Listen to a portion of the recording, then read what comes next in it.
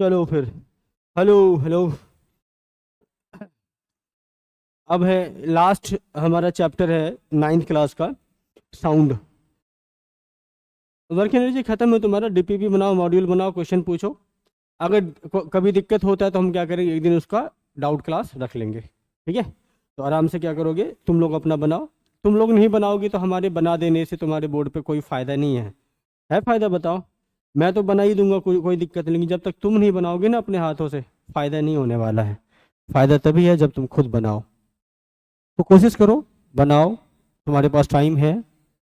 आज कौन सा डे हो गया? Tuesday, Thursday, Tuesday, Wednesday, Thursday. Thursday Friday तो मैं वहाँ रहूँगा। संडे को बुला लेंगे तुम लोगों को डाउट क्लास के लिए। टेस्ट है? अच्छा हाँ, संडे को टेस्ट है। क्लास कर लेना, उसके बाद टेस्ट कर लेना। हाँ, वो देख लेंगे, बता दिया जाएगा तुम लोगों को सैटरडे को कि क्या करना है, ठीक है। तो आज हमारा लास्ट ये चैप्टर तुम्हारा है साउंड। इसमें ज़्यादा कुछ है नहीं, सिंपल सिंपल चीज़ें हैं, उसको याद रख लेना। उसके बाद फिर हम इसको क्लोज कर लेंगे। जो रिवीजन का चैप्टर बचेगा, जैसे मान लो तुम लोगों के हिसाब से मोशन बढ़िया चैप्टर होता है, मोशन रिवाइज कर लेंगे। उसके बाद तुम्हारा आएगा force and laws of motion, उसको रिवाइज कर लेंगे। ग्रेविटेशन में मुझे लगता है थोड़ा बहुत रिवीजन की आवश्यकता है। मैं तुम्हें पूरा वो पढ़ाऊंगा, ये प्रॉपर तरीके से फिर से दोबारा रिवीजन कराएंगे तुम्हें, ठीक है। हाँ, प्रॉपर तरीके से फिर से दोबारा रिवीजन होगा। जैसे टेंथ वालों को चल रहा है, टेंथ वालों को क्या किया मैंने पता है? लाइट खत्म कर दी, पहला चैप्टर, दूसरा चैप्टर, तीसरा, चौथा, चारों चैप्टर खत्म है। अब मैं फिर से रिवीजन करा रहा हूँ उसका, फर्स्ट चैप्टर से रिवीजन, फर्स्ट लेक्चर से, वही तरीके से जो पहले पढ़ा रहा था, क्योंकि हमारे पास टाइम बहुत है। तो उसी तरह से आराम से तुम्हारा भी रिवीजन कराएंगे। जिस चैप्टर में ज़्यादा दिक्कत होगा वही कराएंगे। जैसे उस सबका है लाइट का ज़्यादा प्रॉब्लम रहता है, लाइट से ज़्यादा सवाल आता है। उसके बाद आता है इलेक्ट्रिसिटी से। तो दोनों चैप्टर को अच्छे से रिवीजन कराएंगे उसका, क्योंकि उसका बोर्ड है, बोर्ड में अच्छे मार्क्स आना बहुत ज़रूरी है, ठीक है। तो तुम्हारा नहीं है लेकिन फिर भी तुम्हारा कराएंगे। बैठे बैठे करेंगे क्या? हाँ, है कि नहीं है? तो बैठे बैठे आराम से पढ़ेंगे। तो चलो शुरू करते हैं। साउंड क्या होता है? साउंड क्या है? Sound form of energy. Sound produce कैसे होता है?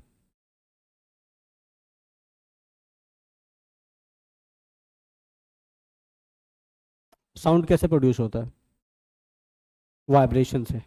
जब कहीं वाइब्रेशन होता है तो साउंड प्रोड्यूस होता है। हम जो बोलते हैं, हमारे बोलने से क्या होता है, हमारा जो वोकल कॉर्ड होता है हमारे गले में मौजूद, विंड पाइप के ऊपर जो होता है, उसके ऊपर क्या होता है, वोकल कॉर्ड्स होता है। जब हम बोल रहे होते हैं तो डायफ्राम जैसे ऊपर आता है, तो जैसे डायफ्राम क्या करता है, ऊपर आता है, तो हमारी जो एयर होती है, इंटरनल एयर जो होती है, जो कार्बन डाइऑक्साइड होती है, वो बाहर आने लग जाती है। तो उस वोकल कॉर्ड से क्या होती है, उसका वाइब्रेशन। वाइब्रेशन होने के बाद क्या होता है, वहां से साउंड रिलीज होती है। वो हमारे मुख से बाहर आती है, और मुंह से बाहर आने के बाद तुम्हारे कानों में पहुंचती है। तो उसके पहुंचने के तरीके को भी बताएंगे, मतलब कि हाउ साउंड प्रोड्यूस और हाउ साउंड प्रोपगेट, ठीक है। दोनों चीजें हम पढ़ेंगे, साउंड किस तरह से प्रोड्यूस होती है और साउंड कैसे तुम्हारे पास पहुंचती है, ये भी पढ़ेंगे। और साउंड किस टाइप, वो मतलब कि साउंड किस टाइप का वेव है या पार्टिकल नेचर के जैसा है, वो भी हम देखेंगे। क्योंकि जब तुम टेंथ में आओगे तो टेंथ में आता है एक लाइट, ठीक है। लाइट की दो नेचर होती है, एक होती है तुम्हारी पार्टिकल नेचर, एक होती है वेव नेचर। तो क्या साउंड भी दो नेचर शो करता है, पार्टिकल नेचर भी और वेव नेचर भी? ये भी हम डिस्कस करेंगे। एट्थ में तुमने पढ़ा होगा, साउंड भी पढ़ा होगा, लाइट भी पढ़ा होगा। तुमने एट्थ में शायद लाइट जब तुमने पढ़ा होगा तो वहां पर तुमने शायद पढ़ा होगा कि लाइट जो है डुअल नेचर शो करता है। डुअल नेचर का मतलब है कि उसके दो चेहरे होते हैं। दो चेहरे का मतलब कि दो उसका कैरेक्टर होता है। जैसे एक इंसान होते हैं ना, एक इंसान के बहुत सारे चेहरे होते हैं।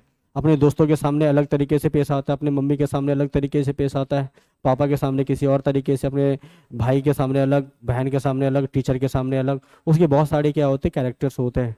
उसी तरह साउंड के दो कैरेक्टर, ये लाइट के दो कैरेक्टर्स होते हैं। एक होता है वेव नेचर शो करना, एक होता है पार्टिकल नेचर शो करना। तो वही हम जानने की कोशिश करेंगे, क्या साउंड के भी दो नेचर हैं? क्या साउंड भी वेव और पार्टिकल दोनों नेचर शो करता है या एक ही करता है? इसके बारे में भी हम जानेंगे। तो चलो शुरू करते हैं। तो आज का हमारा टारगेट क्या रहने वाला, सबसे पहले टारगेट देख लेते हैं। टारगेट क्या कहता है? टारगेट कहता है इंट्रोडक्शन। उसके बाद what is wave, energy transferred in wave and wave motion और टाइप ऑफ वेव। ठीक है, तो बेसिकली जो साउंड है क्या होता है, वाइब्रेशन से प्रोड्यूस होता है। जब भी कहीं वाइब्रेशन होता है, हम अपने डेली लाइफ में हम हजारों टाइप के साउंड सुनते हैं आसपास। ठीक है, हम चाहे घर में रहे, बाहर में रहे, रोड पे रहे, स्कूल में रहे, ऑफिस में रहे, क्लास में रहे, तो ढेर टाइप की आवाज़ें सुनते हैं। और उन सब का मेन जो उसके बिहाइंड द सीन है वो क्या है, वाइब्रेशन है। जब तक वाइब्रेशन नहीं होगा तब तक साउंड प्रोड्यूस नहीं होता है। ठीक है, और साउंड प्रोड्यूस होने के बाद इसका प्रोपोगेशन भी जरूरी है।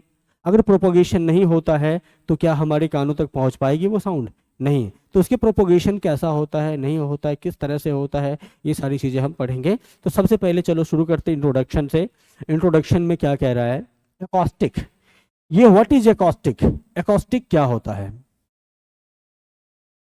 एकॉस्टिक क्या है, इसके इसको पढ़ के थोड़ा मीनिंग जानने की कोशिश करो। क्या क्या होता है acoustic. Acoustic is the branch of physics that is concerned with the study of sound, that is properties of sound, sound waves and their properties या प्रोपगेशन। ठीक है, तो ये क्या है भाई, एक फिजिक्स की एक ऐसी ब्रांच होती है ना एकॉस्टिक, जिसमें हम साउंड की प्रॉपर्टी, साउंड के प्रोपगेशन के बारे में पढ़ते हैं, साउंड के जो जितने भी साउंड वेव्स हैं उसके बारे में पढ़ते हैं। जैसे हम साइंस की ऐसी ब्रांच जिसमें हम बायोलॉजिकल ऑर्गेनिजम्स के बारे में स्टडी करते हैं, वो क्या होता है, बायोलॉजी होता है। उसके बिहेवियर, उसके कैरेक्टर, उसके लाइफ साइकिल के बारे में जो पढ़ते हैं वो क्या होता है, बायोलॉजी होता है। हाँ, केमिकल्स और केमिकल्स के प्रॉपर्टीज के बारे में पढ़ते हैं, केमिस्ट्री कहलाता है। फिजिकल वर्ल्ड, फिजिकल फेनोमेना या फिर नेचुरल फेनोमेनाज के बारे में जो हम पढ़ते हैं वो क्या होता है, फिजिक्स होता है। उसी तरह से साउंड के बारे में जो एक स्पेशल स्टडी होती है, सिर्फ साउंड के बारे में, साउंड की प्रॉपर्टी, साउंड की प्रोपोगेशन, साउंड की जो कैरेक्टरिस्टिक होती है उसके बारे में जो हम स्टडी करेंगे, तो उस ब्रांच ऑफ फिजिक्स को क्या कहेंगे, एकॉस्टिक कहते हैं। ठीक है, तो ये डेफिनेशन भी इंपॉर्टेंट है कि भाई एकॉस्टिक फिजिक्स में क्या पढ़ते हैं, किसके बारे में स्टडी करते हैं। इसको नोट कर लो, एकॉस्टिक क्या होता है, नोट कर लो इसको।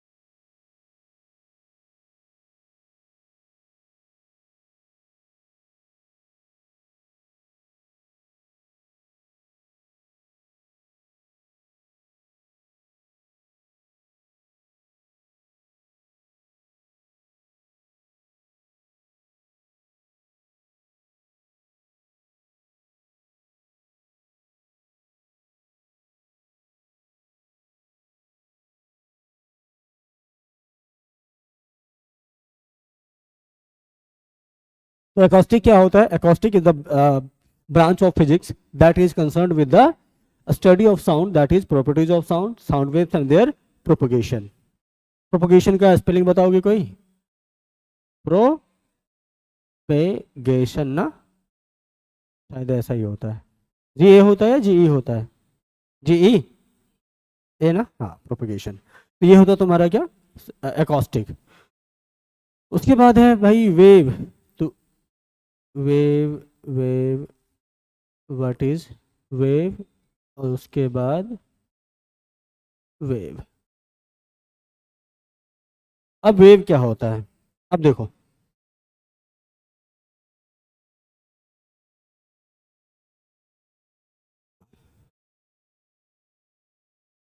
सबसे पहले वेव, क्या तुमने वेव कभी फॉर्म कराया है?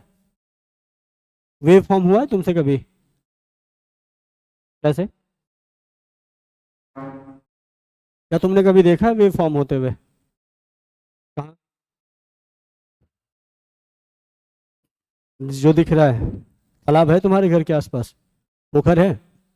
नदी है? और बाल्टी में तुमने किया है ऐसा? बाल्टी में भी हो जाएगा, टब है बड़ा सा उसमें भी हो जाएगा। हाँ, तो ये देखो when a pebble is thrown in the pond of still water, circular ripples called waves or pulses move outward of the on the surface of the water।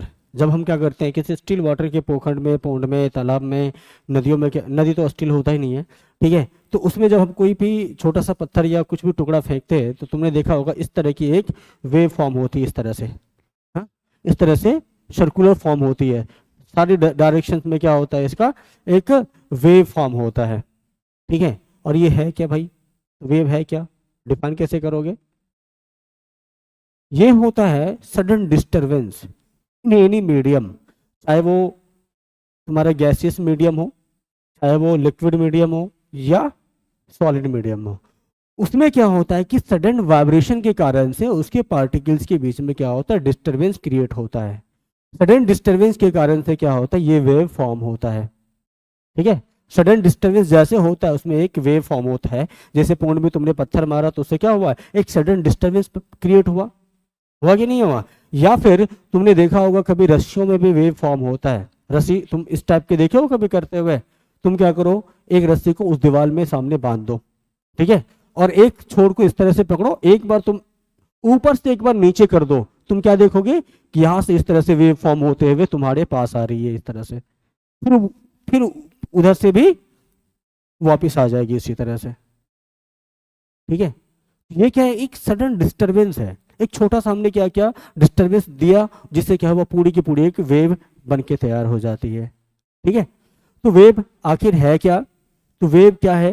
तो वेव होता है भाई, a wave is a disturbance in a medium that carries energy without a net movement of particle और matter. ये important है कि भाई इसका नेट मूवमेंट किसका नहीं होता है और क्या मूव करता है, ये इंपॉर्टेंट है। तो ये कह रहा है कि wave is a disturbance in which medium, disturbance in a medium that carries energy that carries energy, क्या, without a net movement of material, without a net movement of particles or matter, ठीक है। जैसे देखो एक sound की बात कर लेते हैं पहले, ठीक है, एक साउंड की बात करते हैं। ये मान लो कोई स्पीकर है, ठीक है, यहाँ से साउंड निकल रही है, ठीक है। जैसे यहाँ से साउंड निकलेगी इसको बाहर क्या मिलेगा, एक मीडियम मिलेगा। कौन सा मीडियम है? ये गैसियस मीडियम है। और साउंड को क्या चाहिए, एक मीडियम की रिक्वायरमेंट होती है ट्रैवल करने के लिए। अगर मीडियम ना रहे तो साउंड ट्रैवल नहीं कर सकता, जैसे वैक्यूम में साउंड ट्रैवल नहीं कर सकता है, ठीक है। तो जैसे ये स्पीकर से साउंड बाहर आती है उसको क्या मिल जाता है, एक गैसेस मीडियम मिल जाता है। जो एयर है, एयर में पार्टिकल्स है, ऑक्सीजन है, नाइट्रोजन है, कार्बन डाइऑक्साइड है, एयर मॉलिक्यूल्स है, डस्ट पार्टिकल्स है, इतनी सारी मॉलिक्यूल्स है इसमें, ठीक है। वो पार्टिकल क्या करता है, जैसे ये साउंड यहाँ से निकले ना, इस पार्टिकल को क्या होता है, इसकी एनर्जी मिल जाती है। जो ये बाहर पार्टिकल्स है इसको क्या होगी, एक एनर्जी मिल जाएगी, और इस एनर्जी के कारण से ये वाइब्रेट करना शुरू कर देता है अपने ही आसपास, अपने ही मेन पोजीशन के आसपास इस तरह से वाइब्रेट करना शुरू कर देता है, उछलना शुरू कर देता है। उसके बाद फिर दोबारा इसको क्या होता है, एक नया पार्टिकल आगे मिलता है, क्योंकि हमारे एयर में ढेर सारे पार्टिकल्स क्या इसी तरह से मौजूद रहते हैं, ठीक है। तो अब ये क्या करेगा, अब दोबारा से क्या करेगा ना, ये पार्टिकल जो यहाँ से मूव कर रहा था, जो यहाँ से वाइब्रेट कर रहा था यहाँ वहाँ, अब ये सारी की सारी एनर्जी इस वाले पार्टिकल को दे देगा। अब ये क्या करेगा, खुशी से उछल पड़ेगा, ये उछल रहा है, उछलने के बाद जैसे उसको दूसरा पार्टिकल मिल जाता है ना, तो ये क्या करता है, उसको अपनी एनर्जी ट्रांसफर कर देता है। फिर इसको ये एनर्जी ट्रांसफर करी, एनर्जी ट्रांसफर करने के बाद फिर ये भी क्या करेगा, नाचना शुरू कर देगा। नाचते नाचते दिखेगा ये भाई साहब मिल गया इसको, फिर ये क्या करेगा, अपनी एनर्जी ये इसको ट्रांसफर करके फिर ये नाचना शुरू कर देगा। तो इसी तरह से इसकी एनर्जी ट्रांसफर होती रहती है।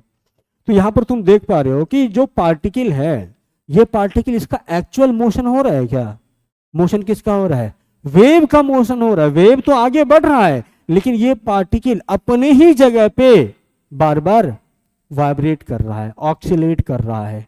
ये पार्टिकल आगे नहीं जा रहा है। ऐसा नहीं है कि भाई ये पार्टिकल जो है ना, ये पार्टिकल आगे बढ़ के इसको एनर्जी दिया, ये फिर, या नहीं तो अगर मान लो यहाँ कोई लिसनर है, यहाँ किसी का कान है, मान लो तुम्हारे ही कान है, ये ऐसा नहीं कि इस पार्टिकल को जैसी एनर्जी मिला यही उठ के आया तुम्हारे कान में साउंड एनर्जी लेके, ऐसा नहीं होता है। होता क्या है कि जो पार्टिकल जहां रहता है ये वहीं अपनी जगह पे एनर्जी मिलने के बाद वाइब्रेशन स्टार्ट कर देता है। इसीलिए यहां पर यह बोला जा रहा है कि यहां पर क्या होता है, साउंड एनर्जी को कैरी तो कर रहा है, लेकिन without a net movement of particle, मतलब जो मीडियम का पार्टिकल है इसका नेट मूवमेंट नहीं होता है। ठीक है, तुमने कभी लेबर वगैरह को काम करने का एक तरीका देखा होगा, या तुमने अभी लॉकडाउन के टाइम पे ना एक आया था हाथ जोड़ जोड़ के खड़ा रहने वाला मानव श्रृंखला, ऑर्गेनाइज हुआ था मानव श्रृंखला, याद है? सब लोग हाथ जोड़ के रोड किनारे खड़े थे, देखा था ऐसा? हाँ, तो उसी तरह से जैसे मान लो कि जो सबसे लास्ट में, सबसे एंड में खड़े होंगे या सबसे स्टार्टिंग में खड़े होंगे, उसके पास मान लो कि कोई एक आम है, सबसे लास्ट वाले इंसान के पास पहुंचाना है। ठीक है, तो क्या करेगा, जो फर्स्ट वाला आदमी है वही उठा के ले जाएगा क्या? हाँ, एक एक करके अगर बढ़ाते जाए बढ़ाते जाए बढ़ाते जाए तो क्या किसी को कोई तकलीफ होगी? क्या किसी को ज्यादा काम करना पड़ेगा? एनर्जी की बचत होगी सबकी। बस क्या करेगा, वहां से लेगा इसके हाथ में, फिर ये क्या करेगा, इसके हाथ में, ये आगे वाले के हाथ में, इस तरह से ट्रांसफर करता चला जाता है। सेम ऐसा ही यहां भी होता है। यहां पर किसी भी पार्टिकल का एक्चुअल मूवमेंट तो नहीं होता है, सिर्फ क्या करता है, इसके पास जो एनर्जी आती है ये एनर्जी को ट्रांसफर करता है अगले वाले पार्टिकल के पास, फिर इसके पास जो एनर्जी आई ये अपने से अगले वाले पार्टिकल के पास एनर्जी का ट्रांसफर करता है, फिर इसके बाद ये अपने से अगले वाले पार्टिकल को एनर्जी का ट्रांसफर कर रहा होता है। तो किसी भी पार्टिकल का नेट मूवमेंट यहां पर नहीं होता है, वो अपनी ही जगह पे वाइब्रेट करके एनर्जी का बस ट्रांसफर कर देता है। आगे बात समझ में? तो वही चीज यहां पर लिखा हुआ है, the repeating and periodic disturbance that moves through a medium from one location to another is referred to as a wave. तो वेव है क्या? वेव का डेफिनेशन ऊपर वाला भी है, a wave is a disturbance in a medium that carries energy without a net movement of particle or matter। यहाँ पर किसी भी पार्टिकल या मैटर का नेट मूवमेंट नहीं होता है। या फिर क्या कह सकते हो, the repeating and periodic disturbance, मतलब क्या है, यहाँ पर क्या हो रहा है, पीरियोडिक डिस्टर्बेंस होता है, इस तरह से रिपीट होता रहता है। ठीक, उसके बाद that moves through a medium from one location to another, जैसे मान लो यहाँ से एनर्जी आई, ये यहाँ से यहाँ ट्रांसफर तो हुआ, लेकिन पार्टिकल के नेट मूवमेंट जीरो के कारण, नेट मूवमेंट उसका कुछ नहीं हुआ, बस क्या हुआ, एनर्जी का ट्रांसफर हो गया। बताओ, इतनी बात समझ में आई? हाँ, या तुमने देखा होगा, एक मान लो रस्सी है, रस्सी में इस तरह की वेव तुमने एक क्रिएट कर दी, एक रस्सी में इस तरह की वेव तुमने क्रिएट की। ठीक है, अब देखो इसमें एक एक पार्टिकल के मोशन की बात करेंगे। जैसे मान लो यहाँ वाली पार्टिकल है, ये वाली जो पार्टिकल है, अगर दोबारा ये वेव रिपीट होगा तो पता है कैसे बनेगा? वेव अगर ये रिपीट होगा तो ये कुछ इस तरह की वेव बनने वाली है। कैसे?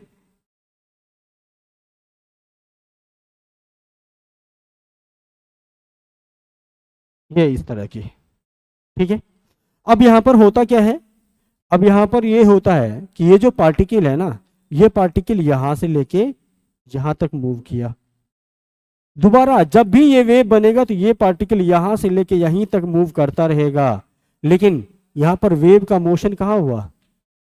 वेव का मोशन तो आगे की तरफ हुआ है, लेकिन बताओ क्या ये पार्टिकल, ये जो पार्टिकल है, ये जो पार्टिकल यहां वाला जो पार्टिकल है, क्या इसका एक्चुअल मूवमेंट इधर की तरफ हुआ है?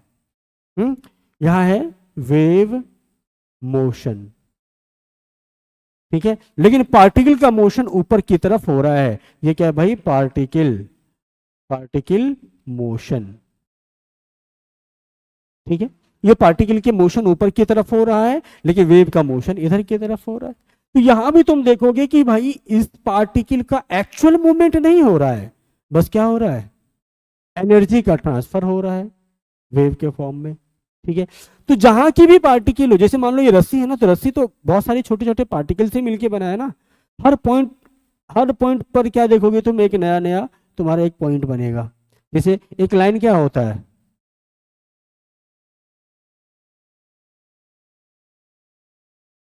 लीनियर पॉइंट से बना होता है। तो मतलब जितने इनफाइनाइट नंबर ऑफ पॉइंट्स होता है, उसी में मैं एक हर एक पॉइंट की अगर बात करूं ना, जैसे मान लो ये एक पॉइंट है, इस पॉइंट की बात करूं, ये पॉइंट क्या करेगा? ऊपर नीचे इस तरह से करेगा, ठीक है। तो ये पॉइंट क्या करेगा? ऊपर से लेके यहां तक मूव करेगा, यहां से लेके ऊपर तक यहां मूव करेगा।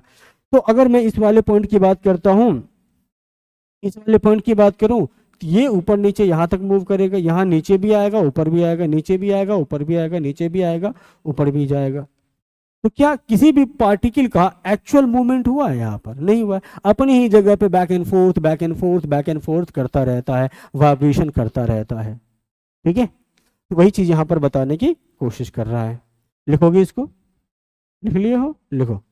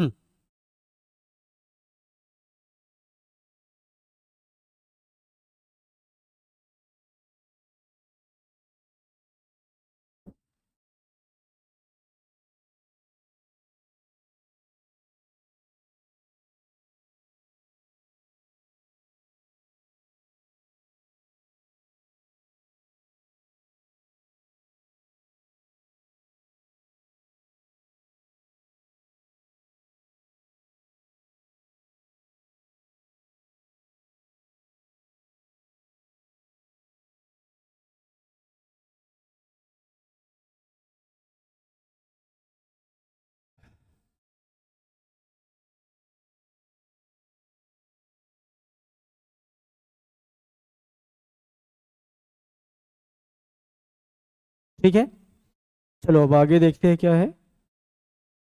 अब ये देखो, ये वही वेव है, ठीक है। यहाँ पर देखो वेव का मोशन हो रहा है आगे की तरफ, वेव मोशन, मोशन तो आगे की तरफ कर रहा है, लेकिन पार्टिकल अपनी ही जगह पे back and fourth, back and fourth motion कर रहा है। ये पार्टिकल जो है ये मैक्सिमम यहाँ तक आ सकता है, ये पार्टिकल इस लेवल तक यहाँ तक आ सकता है, फिर ये वापस लोअर लेवल क्या है इसका? ये तो ये पार्टिकल यहाँ तक आ सकता है। मतलब ये है, ये पार्टिकल यहाँ और यहाँ के बीच में मोशन करता रहेगा, करता रहेगा, करता रहेगा, करता रहेगा, ठीक है। यहाँ से देखोगे इस तरह से, ठीक है। तो ये पार्टिकल क्या करेगा? ये पार्टिकल, ये इसका मेन पोजीशन है, ये इसका मेन पोजीशन है। इस मेन पोजीशन से एक बार यहां तक आ सकता है, एक बार यहां तक आ सकता है। ये वाला पार्टिकल भी, इसका मेन पोजीशन ये है ना, तो यहां से लेके यहां तक जाएगा, यहां तक आएगा, ठीक है। तो जितने भी पार्टिकल ना, सबके सब क्या करता है? अपने ही जगह पर बैक एंड फोर्थ मोशन करता है, लेकिन आगे की तरफ वेव मोशन की डायरेक्शन में अपना पार्टिकल जो है पोजीशन को चेंज नहीं कर रहा होता है। मैं इसका एक वीडियो भी दिखाऊंगा, आराम से वहाँ पर दिख जाएगा। तो वेव मोशन क्या है? A wave motion is a means of transferring energy from one point to another point without any actual transportation of matter between these points. In a wave motion, disturbance travel through some medium, but the medium doesn't travel along with the disturbance. तो मतलब वही चीज है कि एक wave में कभी भी मीडियम का पार्टिकल का एक्चुअल मोशन नहीं होता है, ना ही मीडियम ट्रैवल करता है। जैसे दूसरे नंबर पे लिखा है कि disturbance travel through some medium but medium does not travel along with the disturbance. तो डिस्टरबेंस के साथ मीडियम भी ट्रैवल नहीं करता है। ये ऐसा नहीं होता है कि हमने साउंड एयर में निकाला है तो वहां का जो एयर है, जैसे मान लो हमने साउंड यहाँ निकाला, यहाँ जो मीडियम है, ऐसा नहीं कि ये वाला मीडियम उठ के तुम्हारे कान तक जा रहा है, ऐसा नहीं है। होता क्या है कि मीडियम का पार्टिकल का जो वाइब्रेशन होता है, वाइब्रेशन तुम्हारे कान तक जाता है, मीडियम वही है, मीडियम का पार्टिकल भी वही है। ठीक है, तो बस वो डिस्टरबेंस क्रिएट होता है, उसके कारण से उस पार्टिकल के अंदर क्या होता है कि वाइब्रेशन क्रिएट होता है और वो अपनी एनर्जी को ट्रांसफर करता हुआ चल जाता है। इसको भी लिख लो पॉइंट्स में।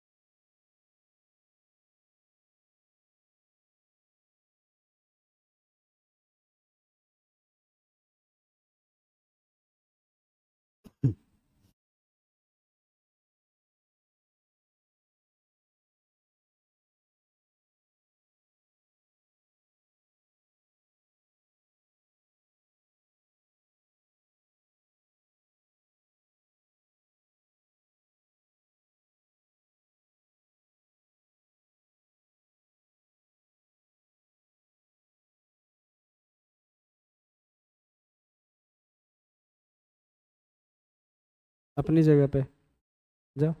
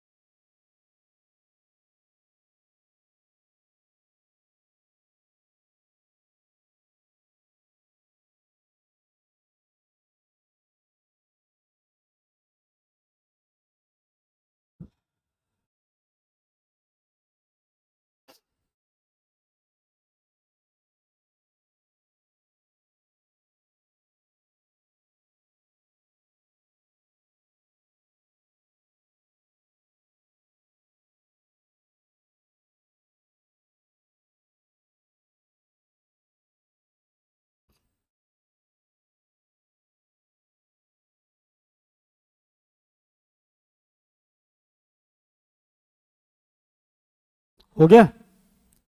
चलो अगला पॉइंट क्या कहता है। अगला है energy transfer in wave and wave motion.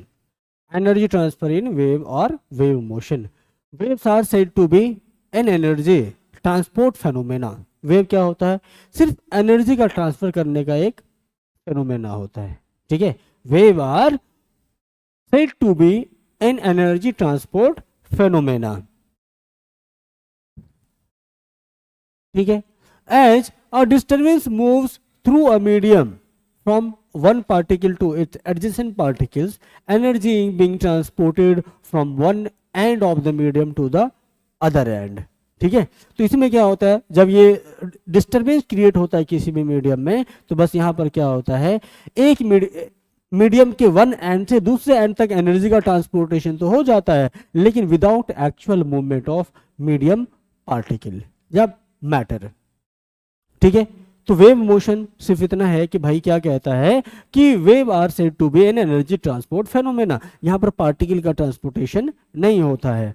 As a disturbance moves through a medium from one particle to its adjacent particle, energy is being transported from one end of the medium to the other end of the medium. ठीक है, तो इसमें सिर्फ और सिर्फ तुम्हारा क्या होता है ना, मीडियम का पार्टिकल जो है एनर्जी ट्रांसपोर्ट करने का काम करता है without actual movement of particle. सिर्फ उसमें वेव जो क्रिएट होता है उससे एनर्जी की ही ट्रांसफर होती है।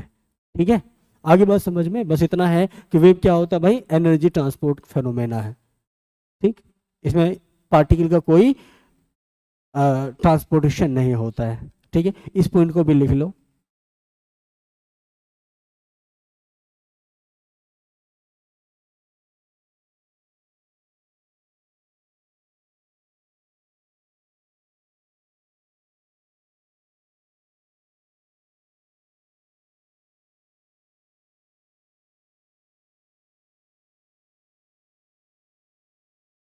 वेव कितने टाइप का होता है पता है किसी को?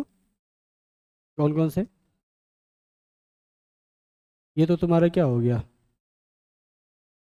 प्रोपगेशन के बेसिस पे है ना, मीडियम के बेसिस पे, मीडियम रिक्वायरमेंट के बेसिस पे। इस बेसिस पे भी दो होते हैं। एक तो तुमने पढ़ा है कि भाई एक ऐसा वेव होता है जिसको मीडियम की रिक्वायरमेंट ही नहीं होती है, एक ऐसा वेव होता है जिसको मीडियम की रिक्वायरमेंट होती है ना? हाँ, तो दो टाइप के वो भी वेव होते हैं। बात कर लेते हैं आगे, फिर इसको लिख लो। मैकेनिकल वेव और नॉन मैकेनिकल वेव का नाम सुना है? सुना है? जिसको मीडियम की रिक्वायरमेंट होती है उसको मैकेनिकल वेव कहते हैं, जिसको नहीं रिक्वायरमेंट होती है उसको नॉन मैकेनिकल वेव कहते हैं। तो साउंड किस कैटेगरी में आता है, मैकेनिकल या नॉन मैकेनिकल में? मैकेनिकल में, क्योंकि इसको रिक्वायरमेंट होती है। एक होता है तुम्हारा इलेक्ट्रोमैग्नेटिक वेव्स होता है, ईएम वेव्स कहलाता है, जैसे रेडियो वेव्स हो गया, एक्सरे हो गया, ठीक है, इंफ्रारेड हो गया, ये सब क्या होता है तुम्हारा इलेक्ट्रोमैग्नेटिक वेव्स होता है। और ये क्या होता है, मीडियम इंडिपेंडेंट होता है, इसको मीडियम की रिक्वायरमेंट होती ही नहीं है, इसीलिए कहीं से भी ये जो वेव्स है आराम से पास हो जाता है। जैसे रेडियो वेव्स वगैरह तुम देखते हो, इसको मीडियम मिले ना मिले कोई फर्क नहीं पड़ता है, आराम से इसकी ट्रांसपोर्टेशन हो जाती है। ठीक है, उसके बाद जो तुमने जिस बेसिस पे तुम देखते हो कि जो ये स्पेसशिप वगैरह होता है कहाँ तक पहुंच जाता है, फिर भी उसकी सिग्नल्स हमारे यहाँ आती रहती है ना, वो क्या होता है, रेडियो वेव्स होता है।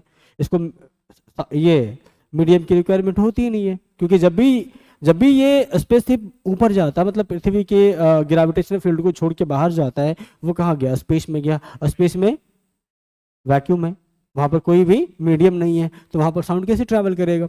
ठीक है, लेकिन ये रेडियो वेव ट्रैवल कर जाता है। इसी वजह से जो हम अपना चंद्रयान मिशन भेजे थे ना, चंद्रयान भेजे थे मून पे, देखो वहां से सिग्नल्स बार बार आती रहती थी, जिससे हमें पता चलता है कि उसकी लैंडिंग हुई, क्रैश हो गई, क्या कर रहा है, कहाँ मूव किया, पहला कैसे मूव किया, ये सारी चीजें हमें पता चलता रहता है। ठीक है, तो हम चलेंगे अब, नेक्स्ट है हमारा टाइप ऑफ वेव।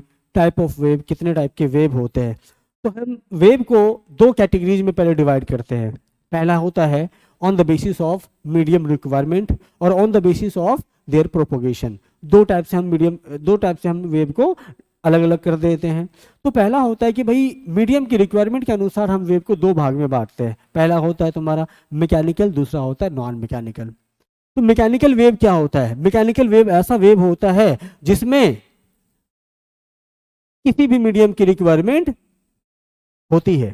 ठीक है, एक मैकेनिकल वेव ऐसा वेव होता है जिसमें किसी भी मीडियम की रिक्वायरमेंट होती है, चाहे किसी भी टाइप का मीडियम क्यों ना हो, चाहे सॉलिड हो, लिक्विड हो, गैसेस हो, फर्क नहीं पड़ता, मीडियम होना चाहिए, नहीं तो वो वेव मूव नहीं करेगा। जैसे साउंड है, साउंड के लिए मीडियम की रिक्वायरमेंट होती है, साउंड को अगर मीडियम नहीं मिलेगा, चाहे सॉलिड हो, लिक्विड हो, गैस हो, तो ये मूव नहीं करेगा।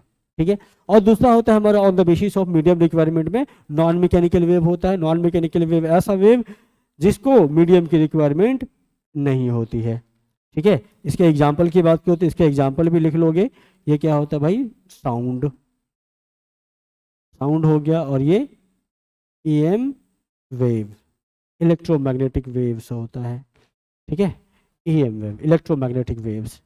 ठीक, अब दूसरा आता है हमारा based on the direction of the vibrating particles, ठीक है, या direction of the propagation of the wave and particle, ठीक है। तो दोनों के डायरेक्शंस के बेसिस पे हम क्या करते हैं, दो टाइप में डिवाइड करते हैं। जैसे मैं यहाँ पर बता रहा था, यहाँ पर देखो, यहाँ पर मैंने पहले वाले में क्या बताया था, इसमें मैंने बोला था कि ये जो पार्टिकल है, पार्टिकल का जो मूवमेंट है वो यहां से ऐसे हो रहा है।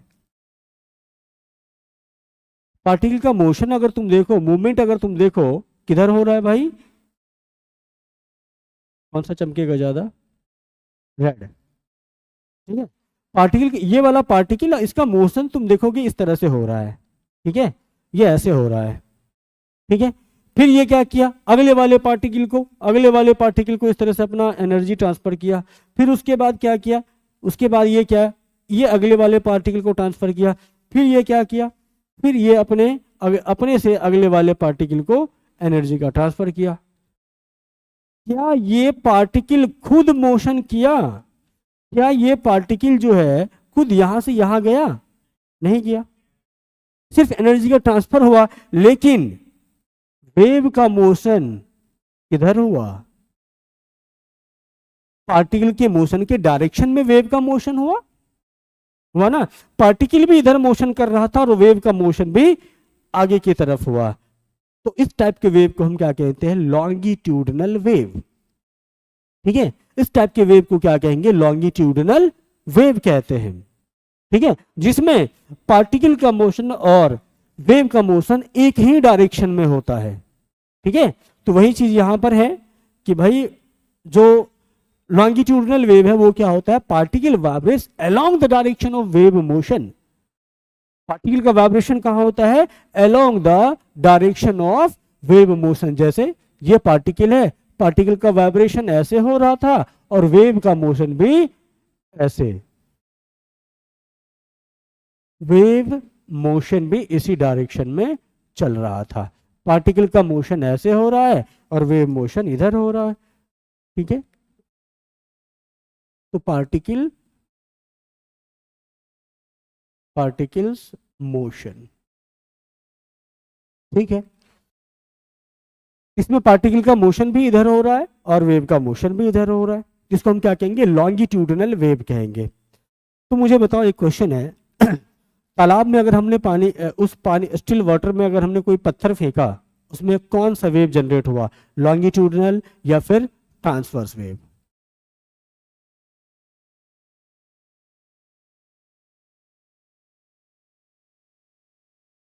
क्या वो लॉन्गिट्यूडनल होगा?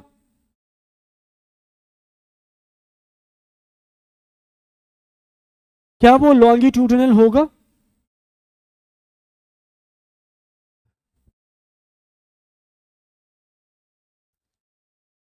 ट्रांसवर्स क्या कहता है, ट्रांसफर, ये क्या है तुम्हारा, लॉन्गिट्यूडनल, मैं लिख देता हूं अब, लॉन्गिट्यूडनल वेव। और ये क्या है तुम्हारा, ट्रांसवर्स वेव, ठीक है। अब इसमें देखो क्या हो रहा है, इसमें पार्टिकल का मोशन तो अप एंड डाउन हो रहा है, लेकिन वेव का motion perpendicular to the particle motion हो रहा है। पार्टिकल का मोशन अप एंड डाउन और वेव मोशन इधर की तरफ, मतलब क्या, दोनों में कितना है, 90 डिग्री का एंगल रहता है। पार्टिकल का मोशन ऐसे अगर हो रहा है तो वेव मोशन हमेशा इधर की तरफ होगा, हमेशा एक दूसरे पर क्या क्या, क्या होगा, म्यूचुअली परपेंडिकुलर होगा। अगर वेव मोशन और पार्टिकल का मोशन म्यूचुअली परपेंडिकुलर है तो इस टाइप के वेव को क्या कहोगे, ट्रांसवर्स वेव कहोगे। तो अब मुझे बताओ, तालाब के पानी में पत्थर फेंकने के बाद कौन सा वेव जनरेट होता है, ट्रांसवर्स वेव होता है, ठीक है। आगे बात समझ में? तो तालाब में जब पत्थर फेंकोगे तो कौन सा वेव होगा, ट्रांसवर्स वेव होगा, क्योंकि वहां पर क्या होता है, पार्टिकल का एक्चुअल मोशन तो नहीं होता है, लेकिन पार्टिकल एक बार ऊपर जाता है फिर नीचे आता है, ऊपर जाता है फिर नीचे आता है, इसी तरह से वेव चलता चला जाता है आगे की तरफ, है ना। तो वही चीज यहां पर है। तो इसको कैसे दिखाओगे, ये इधर दिखाओ वेव का मोशन और ऊपर नीचे क्या दिखाओगे, इसका पार्टिकल का ये पार्टिकल का मेन पोजीशन, और ये ऊपर नीचे क्या हो रहा है, इसका मोशन हो रहा है। ये इसका पार्टिकल, पार्टिकल दिखा दो।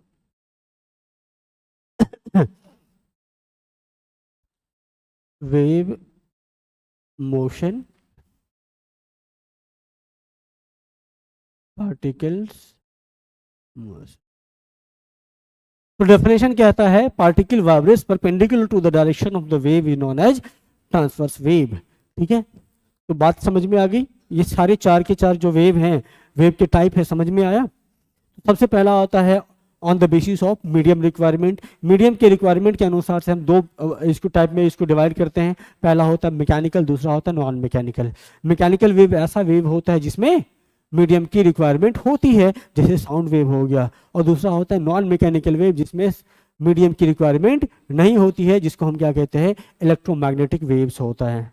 और उसके बाद होता है ये प्रोपगेशन के आधार पर मीडियम के पार्टिकल और मीडियम और वेव के प्रोपगेशन के आधार पर जो साउंड को डिवाइड करते हैं, सॉरी वेव को जो डिवाइड करते हैं, वो दो टाइप का होता है। पहला होता है तुम्हारा क्या, लॉन्गिट्यूडनल वेव। इस वेव में क्या होता है, पार्टिकल का मोशन और वेव का मोशन दोनों एक ही डायरेक्शन में होता है।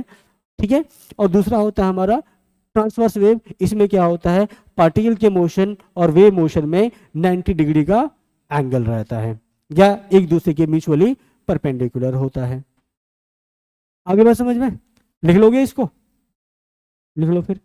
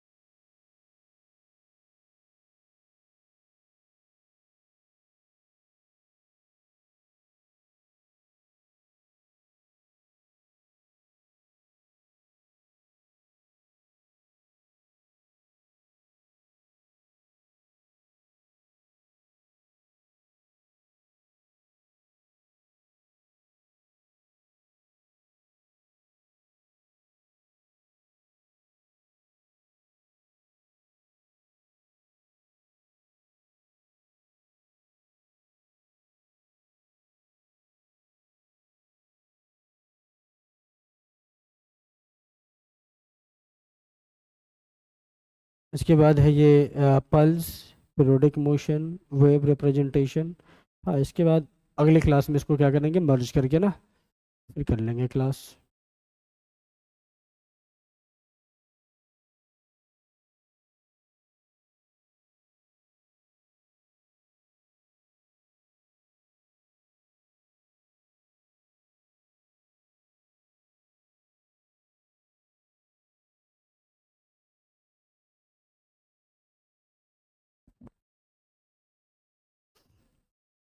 हो गया क्या,